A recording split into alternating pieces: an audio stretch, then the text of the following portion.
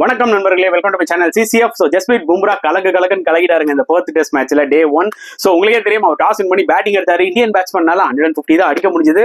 150 தானப்பா, பரவாயில்ல விடு, நான் பாத்துக்கிறேன்ற மாதிரி ஜஸ்பிரீத் பும்ரா லிட்டரலி ஆஸ்திரேலியன் பேட்ஸ்மேனை டான்ஸ் ஆட விட்டாருன்னு தான் சொல்ல முடியும். 4 விக்கெட்டுங்க. அதுல முக்கியமா ஃபர்ஸ்ட் 3 விக்கெட்டும் அவர் தான் எடுத்தாரு. எல்லாமே குரூஷியல் விக்கெட்ஸ். மெக்ஸ்வீனி விக்கெட் எடுத்தாரு. அதுக்கப்புறம் வந்து பாத்தீங்கன்னா கவாஜா விக்கெட் எடுத்தாரு. அதை விட முக்கியமா அடுத்த பாலே வந்து பாத்தீங்கன்னா ஸ்டீவ் ஸ்மித்தை ஃபர்ஸ்ட் பால்லே டக் அவுட் ஆகினாரு. அதெல்லாம் ரொம்ப குரூஷியலா இருந்துச்சு. கண்டிஷன்ஸை யூஸ் பண்ணி சும்மா மிரட்டிட்டாருன்னு தான் சொல்ல முடியும். அப்புறம் திருப்பி கம்பேக் ஆகி பேட் கமின்ஸ் விக்கெட் எடுத்தாரு. ஸோ ஜஸ்பிரீத் பும்ராவோட கேப்டன்ஷிப் வந்து பாத்தீங்கன்னா பெருசா அந்த மேட்ச்ல நம்ம இப்போதைக்கு எதுவும் டிஸ்கஸ் பண்ண முடியாது. ஏன்னா டே 1 தான் முடிஞ்சிருக்கு. ஆனா ஃபீல்ட் செட்டிங்கா இருக்கட்டும், கோலிலாம் அவர் கொஞ்சம் ஹெல்ப் பண்ணாரு, அது கிளியரா தெரிஞ்சது. பட் ஆஸ் அ போலரா வந்து பாத்தீங்கன்னா அவர் வந்து பாத்தீங்கன்னா கலகிடாருங்க. ஏன்னா முன்னாடி வந்து நின்னாரு. That is what is more important. ஒரு கேப்டனா அவர் தான் வந்து எக்ஸாம்பிள் செட் பண்ணணும். அவர் செட் பண்ணதை பார்த்து சிராஜும் செகண்ட் ஸ்பெல்ல வந்து நல்லா போட்டாரு. ஹர்ஷித் ராணாவும் சூப்பரா போட்டு டிராவிஸ் ஹெட் விக்கெட் எடுத்தாரு. Literally Bumrah is a cheat கோடுன்றாங்களே, அப்படிதான் எனக்கு ஃபீல் ஆச்சு. கலகிடாருங்க மனுஷன்.